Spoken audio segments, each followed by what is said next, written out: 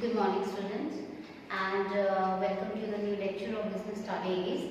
And as we have just studied about the directing, that what is the meaning of directing? It means it is a guiding. It is a guiding to the person. It is giving the motivation to the person. We have already studied about what is the feature of directing, what is the importance of directing. So today we have just chosen about what is the element of directing. So today we are going to try to understand what are its basic element of directing. So we can also say that these basic elements are actually the pillar of directing, and it has actually the four pillar of directing, in which first it comes the supervision, then motivation, then the leadership and the communication. So we can say that these are the four pillars, or you can say these are the main elements of directing. On those four pillars, the basic directing function is based. So moving to the first, that is the supervision. Now supervision, as the word suggests, that super plus vision. It means when you are just seeing over and out to the particular employee or a person or a worker when he is doing the work. You are just supervising the activity, that while either the person is doing the work accordingly. So we can say that the meaning of the supervision is a process of guiding the efforts of employees to accomplish the desired objective. So supervision plays a very important role because every you can say the organization has their ultimate goals and objective to be achieved, and the supervision plays a very important role because whatever the work is assigned to the employees, that has to be achieved or to be done according to the plans.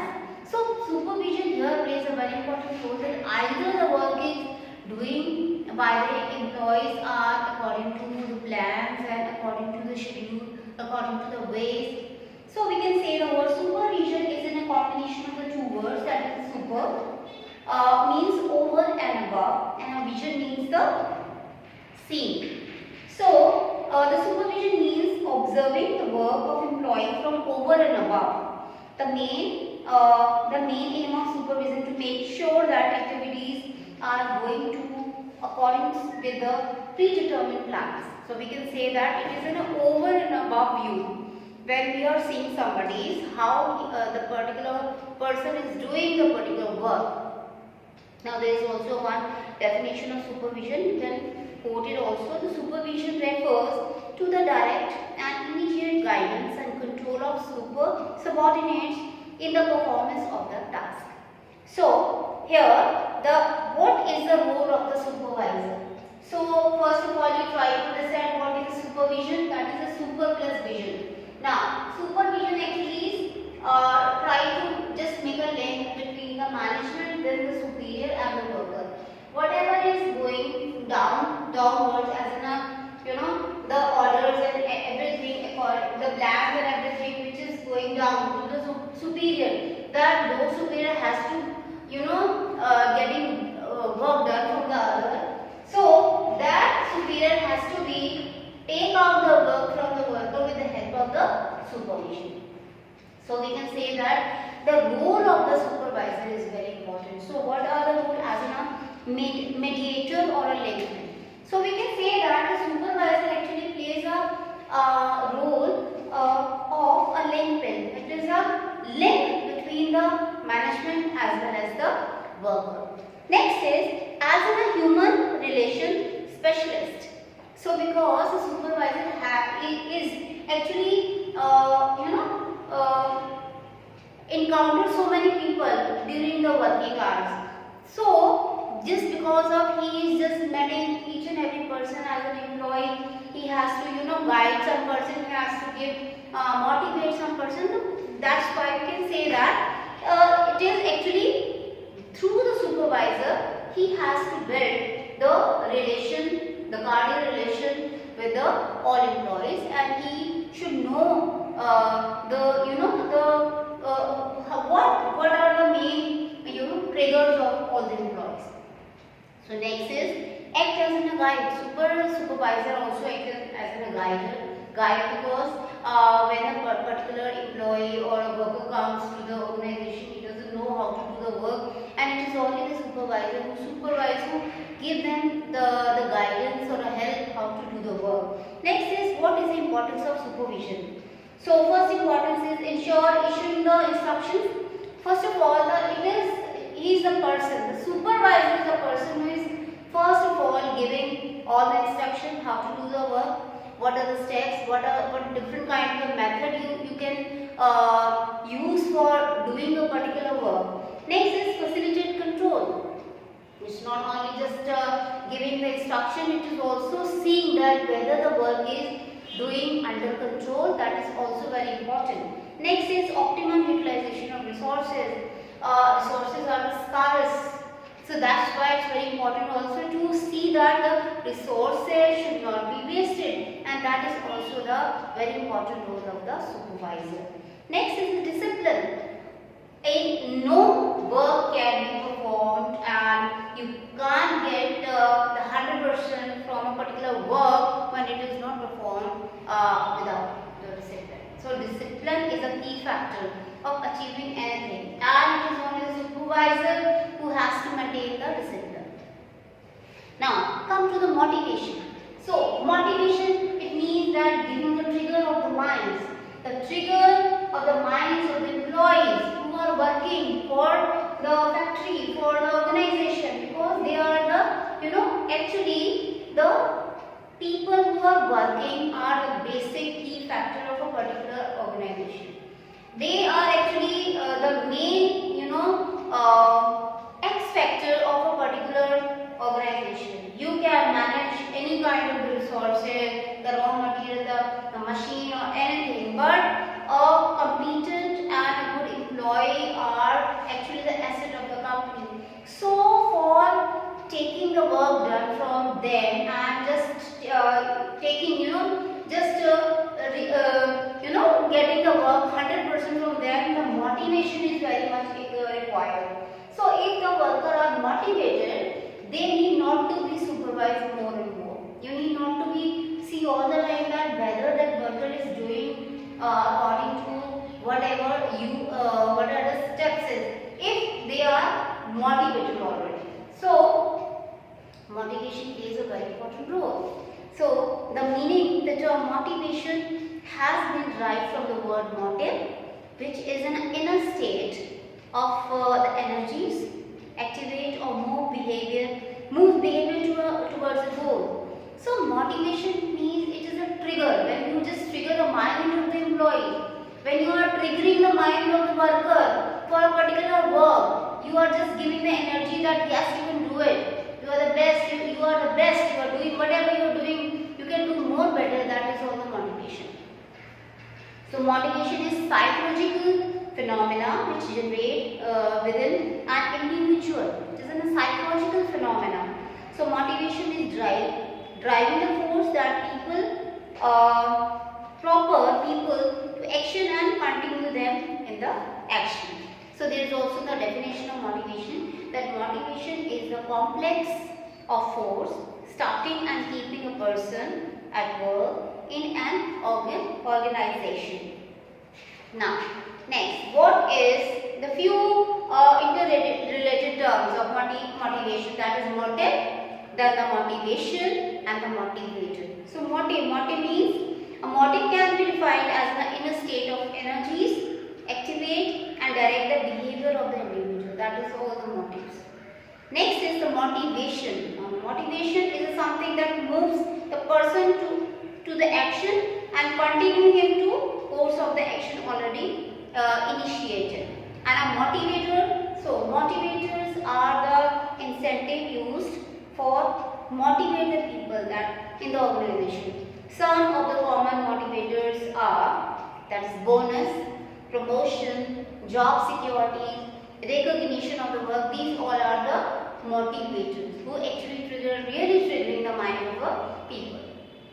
Now, what are the characteristics of motivation? First is the psychological concept. Motivation is actually relate with the mind. It is not relate with anything. It is actually the mind. You can get more and more if you are triggering or if you are motivating, properly motivating your employee. You need not to be sit all the time that whether that person is doing work or not. You can also, once you are motivating or stimulating your employees in the proper way, you need not to be or you need not to be, supervised all the time. So it is actually the psychological factor here. Produce goal-oriented behavior. The good motivation is there where you are actually preparing the somebody's mind for particular work done. So motivation leads to goal-oriented behavior. It induces the people. It induces the people to behave in such a manner so that they can achieve their goals. Okay. So the motivated person needs less supervision and he will always work in a desired manner. Okay. Next, the motivation can be either positive or negative. Yes, we can say that motivation are of a two type. You can also give the positive motivation. Also, there is the kind of motivation which is called the negative motivation. What are these two? The first is the manager uses various motivation, that is positive as well as negative. The positive motivation include the better pay, incentive, promotions, recognition and the praise, while negative motivations are demotions, warning, stopping the increments, etc. Both kind of motivation are used for different times and different purposes. So both are actually useful. Okay. Next is what are the different kinds of types of motivation. First is basically we have studied our positive motivation and a negative. There are more too. That is first positive motivation, then the negative, and also there are two more, that is extrinsic motivation and intrinsic motivation. Extrinsic motivation is related with financial incentives, that is increase in the wage rate, providing the house rent allowances, medical allowances and other freight of benefits. In intrinsic motivation, it is actually related with which influences the behavior of an employee on the job. It includes the recognition, the status and also the appreciation. It is actually these kind of motivation is not related with the these are actually not related with monetary terms. These are actually psychological. They are related with your psychological terms. Next is what are the importance of motivation. So first is the improve the performance level. When once you have just motivated your employee, ultimately the performance level will go up. Next, better industrial relations. If everybody is doing according to their work, there is no dispute between the employer and employee, superior and subordinate. Every person, everybody is doing according to how they are just giving the instruction. They are doing according with the discipline. Then it will actually lead the you can see the better industrial relation. Next is help in changing negative attitude to the positive. Once you are just satisfied particular person who is so many anxiety in the mind, where the anxiety may be regarding how the work is to be done, or if any there is any other anxiety which is actually disturbing him to doing the work. Once you are just sorted out a person's mind, that person then give the 100% to you. Next is the process of the motivation. It includes that is the unsatisfied needs, tensions, derived search behavior, satisfied need, reduction of the tension. So these are actually the process of the motivation. Now we are going to the very special part of the motivation, that is the Maslow's need hierarchy theory. That is a very important theory of the motivation, and we will just read about it. That is the advocate of this theory is Abraham Maslow, who first of all presented the need hierarchy theory of motivation in 1943. This theory is based on the human needs. has divided different human needs on the basis of priority of the 5 parts, which are shown in the following diagram. So Maslow actually divided the need of a person in a 5 segments. Okay, so in a very first segment is your basic needs. First of all, any kind of a person who is living in the city or who is living in the rural area, everybody has a basic desire that has been fulfilled. That is the desire for every human species. Has to be fulfilled. Next segment comes the second segment, that is the safety need. Once your psychological desires are fulfilled, your next desire is that is the safety and security needs. Okay, then when this safety and security needs are fulfilled, then your next desire comes, that is the social need, because a human being is a social animal. The person cannot live isolated. We all are living in a society, so we have also the need related to the society. Next is once this need is fulfilled, the next is the esteem need. It is esteem, it's your ego needs. And the fifth one is the self-actualization, that is your self-satisfaction or a self-fulfillment. So everybody has these basic 5 needs. On the basis of these 5 needs, any person can be triggered or any person can be motivated, and that is only the supervisor or a manager has to just try to search the need of a person. Every person has these kind of needs. Some has a basic need, some has a very first, that is a self-fulfillment need. It is on the basis of their need you can trigger a person. It is on the basis of these 5 needs you can motivate a person. So, according to the Maslow, the first is the socio-logical needs. What is that? It is there are basic needs concerning with the survival and maintenance of an individual and his family. Food, water, air, shelter, education, sleep, thirst, etc. are the basic socio-logical needs which fall in the primary list of the degree of maintenance of the life. So this is like a very first layer of your motivation hierarchy. Now next is the safety needs. So safety needs, once the socio-logical needs are met, once attention turns to safety and security in order to be free from the threat of physical security, economical security and the social security. Once the second need is fulfilled, ultimately the third need crop up. That is the social needs. What do you mean by social needs? When both psychological as well as the safety needs have been satisfied, the social needs are arisen and should be sought to be satisfied and motivate the human behavior. Social needs are for belongingness, love, affection, friendship, attention. Okay. So these needs are satisfied by friendship, family, connection, and community relationship. So these needs are also known as the affiliation needs. Next is the esteem needs. According to the Maslow, once upon the people begin to satisfy their social needs, they want to be held in the esteem both by themselves and the others. So it includes over desire for respect, reputation, recognition, prestige and self-confidence.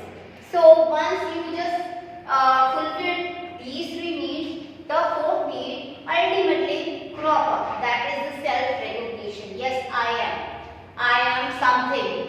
And actually once you are just confident, you feel like the person who is in front of you must respect you just because of your status. So this kind of needs are also be there in the mind and in the mind of the people. And it is fulfilled by these needs are to be satisfied by recognizing the good performance of the employees, providing the challenging job assignments, extra authority. These needs are also called the ego needs. Okay. Next is the last but not the least, that is the self-actualization needs or self-fulfillment needs.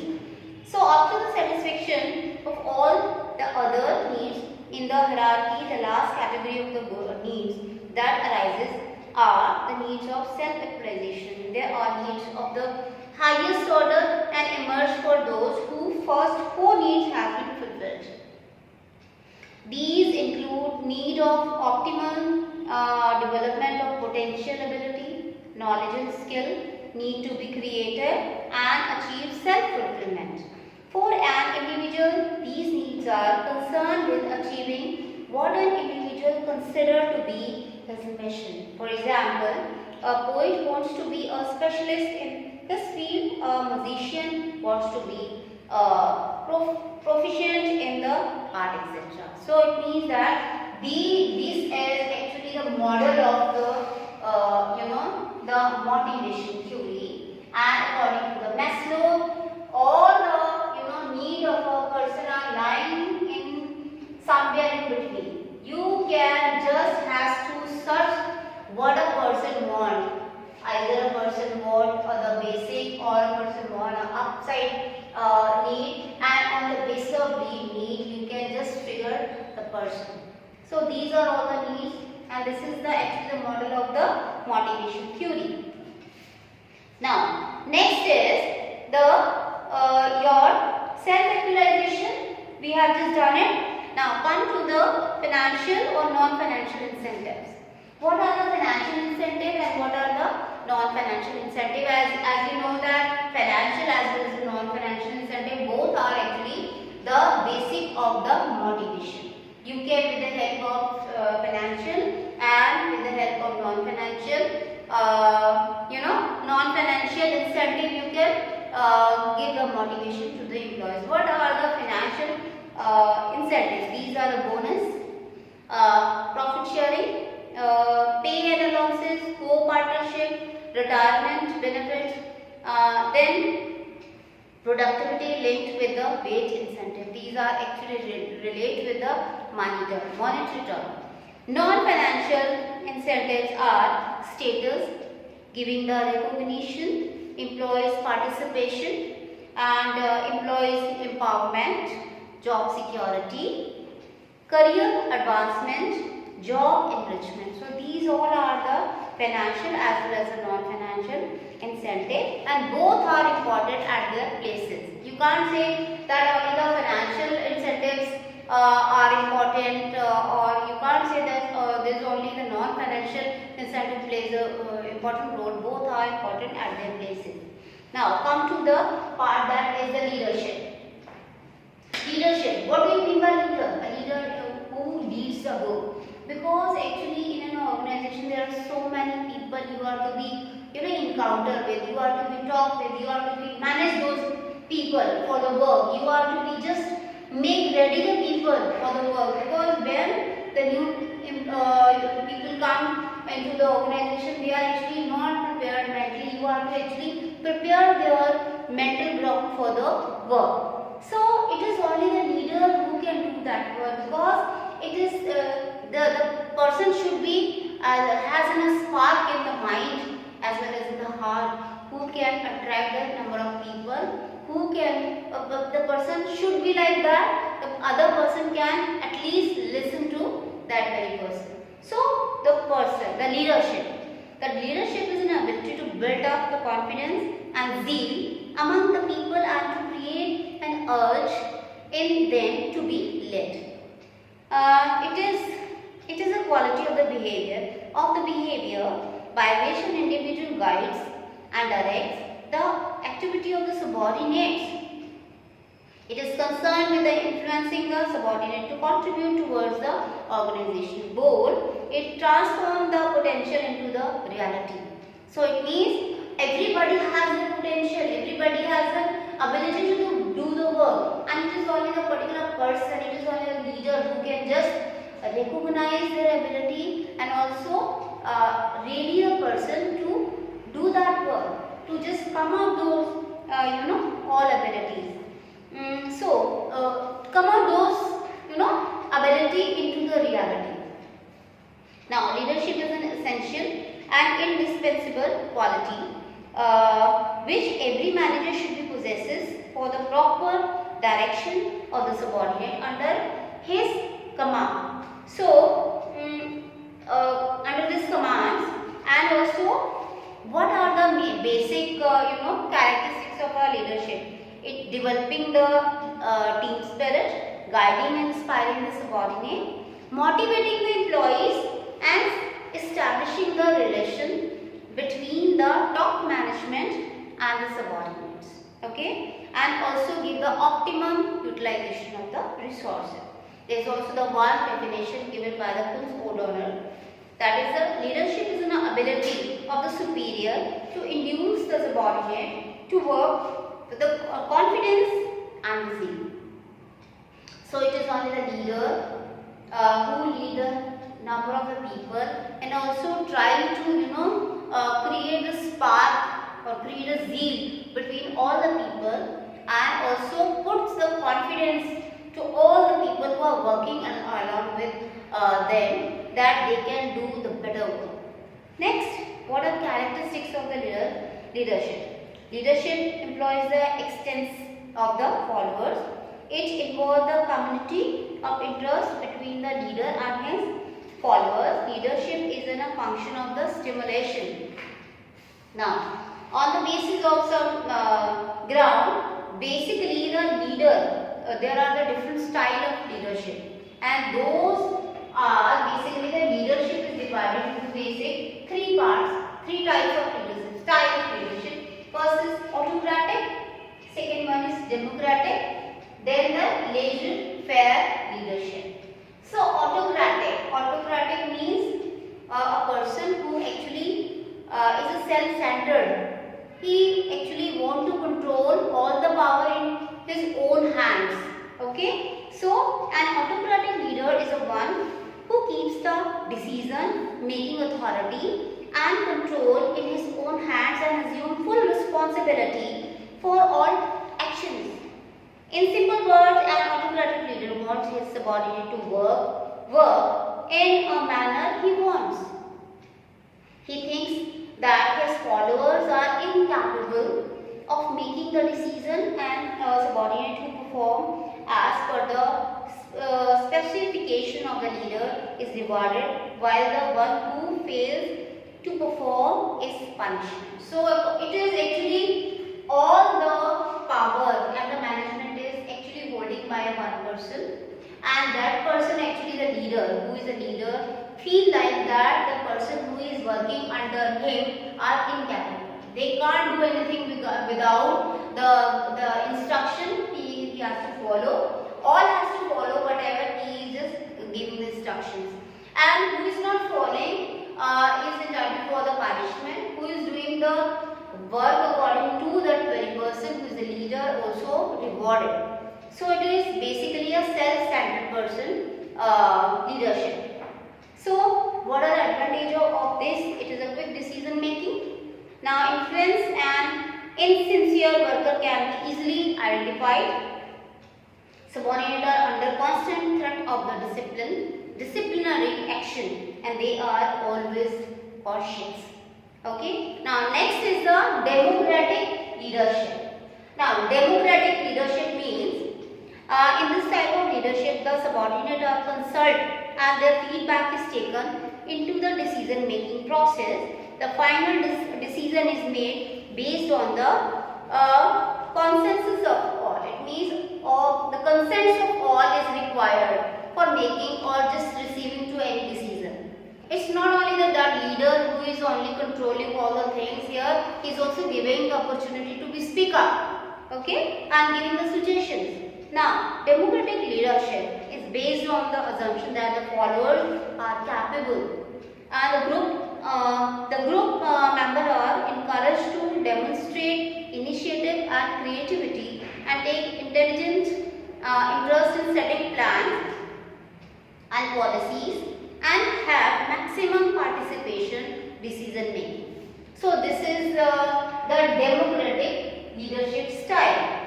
Now, next is the laissez-faire leadership. So laissez-faire leadership, the dictionary meaning of laissez-faire is policy of non-interference.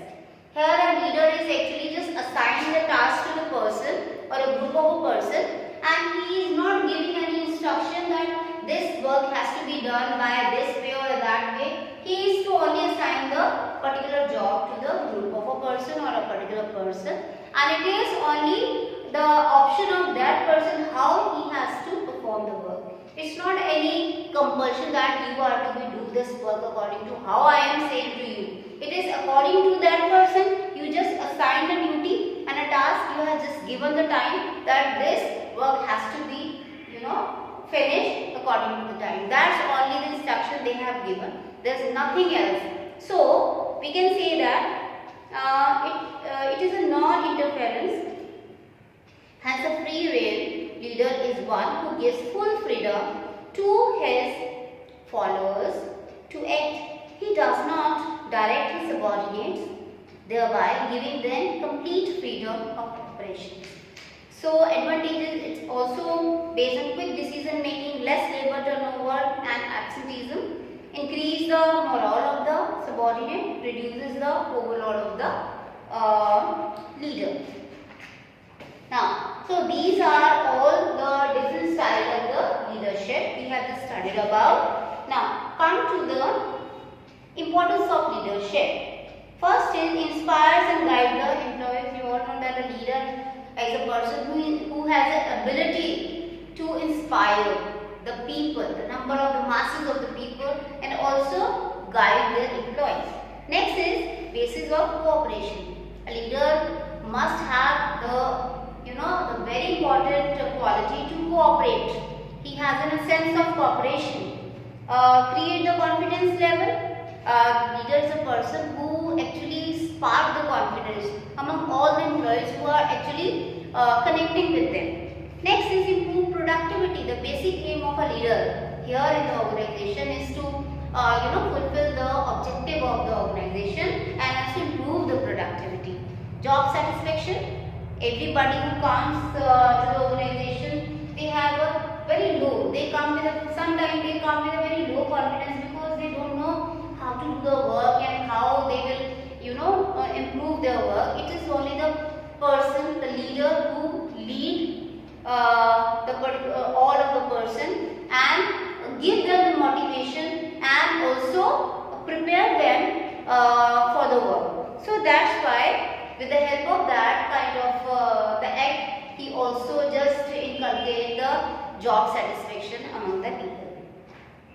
Also, it improves the team spirit or the group spirit. Now, next is your fourth element of the directing, that is the communication.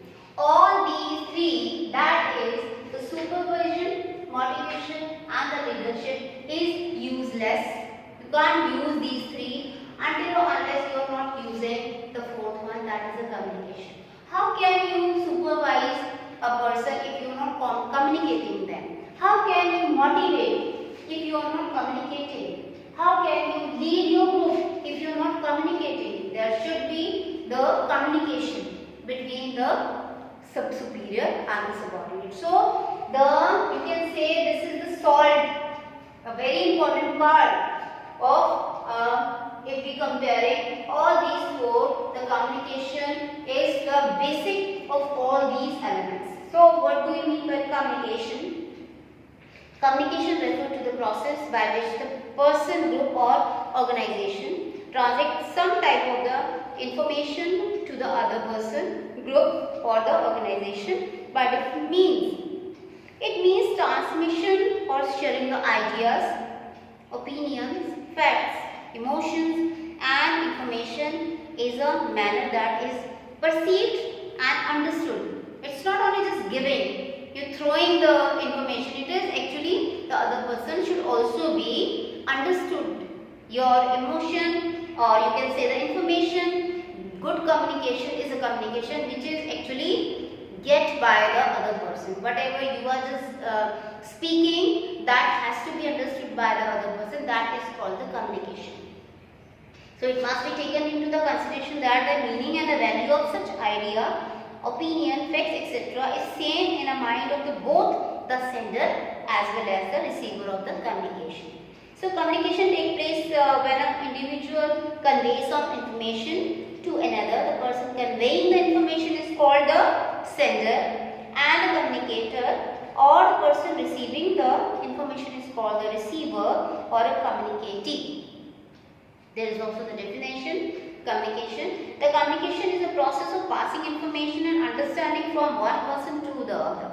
Okay. Now, so we can have also the characteristics and the feature of communication. Communication is a two-way process. There is a sender, there is a receiver. That's very important. Communication is a continuous process. When you are speaking, the other person is listening to you, getting all your whatever the idea and the opinion or the information you are just giving or conveying to him, and he is just understanding. So it is a continuous process. Next is it is a pervasive function. It is actually useful for any at any level at any time. Next is communication is made through the spoken words, written words, gestures, pictorial presentation. So this is all communication. Now with the help of that we can have also the importance of communication. Now see, the communication is a lifeblood of the successful working of the organization. It pours life into the organization. Now what is the importance? First is the act as a basis of coordination. You can't do the coordination. Coordination can't be possible until and unless you will speak to your subordinates. Help in smooth working of the enterprise. If your subordinate has any problem in the work, you have to be explained, and so that's why we can say that communication is required. Help in planning and decision making. Also communication very important for communicating for the planning. What are the future plans of yours, and also making the decisions. Next, increase the managerial efficiency. The good communication help the employees and the subordinate to understand how to do the work. If he has some problem, you can communicate with them. If you have any problem, you can also communicate them that is your weak point. You should work on that. Also, it promotes the cooperation and industrial peace. So these are all the importance of the communication. Now come to the types of communication. The communication is either formal, and also there is the other type that is informal. Okay, formal communication, it is either the downward or the upward, okay, horizontal and the diagonal. So first is the downward. Downward means there is a board of director, then the director or the sales manager or the different manager, then the supervisor, then your worker. So it comes all the orders of the planning are coming from up to the down. This is the formal communication. Upward, when you are taking the follow from the down to the up, it means from the worker you are just doing it opposite way. The work, then in the upward communication, it means it starts with the worker, then the superior, then the superintendent, then your departmental heads and other. Horizontal, it means it is like that. Horizontal, it means it is marketing manager or a sales manager, production manager, stock manager. It means it is when you are doing communication on a parallel basis. Diagonal communication. It is like that. If the sales manager is talking to the production manager. Okay, so this is also the formal communication. Now, next is the informal communication. Informal communication also called the grapevine. It's not, but you should also be in your mind that informal communication only takes place where there is a formal group, there is an organization. So, informal communication channel exists outside the official or hierarchical network and grows out the social interaction among the people who work together. Okay, it is direct, quick, spontaneous. The usual way of expressing the message may be vague, the symbol, gestures, noises, etc. It carries a type of the personal information which is not communicated through the formal channel. There is no fixed direction or a path or a flow of information under the informal communication. The information move in a very vague, confusing and zigzag manner. There is actually, you can say, there is no proper path. Just like in the formal way, there is a downward, there is a upward, there is a horizontal. Here in the informal, there is no path. It is the communication is going like zigzag. There is some people are just standing here in a group, in a cluster. Here also, if they are communicating, they are doing the informal communication. The grapevine is prone to spread rumors and half truths. Thus, informal communication refers to any verbal or gestures communication following grapevine routes having no documentary proofs. So we can say that gossips comes to the informal communication. Clusters. Okay, the single stand. Single stand, one person communicate to the other person in a sequence. And also there are some advantage. Although it is an informal communication, they have some advantage in the organization. The employee can develop friendly relation and drive social satisfaction. It reduces tension in the employee and employer relation and provide emotional relief to the worker. It improves the quality of the work life because through such interaction, the employees learn that behavior is acceptable and unacceptable. It operates with a greater spread and spread very quickly.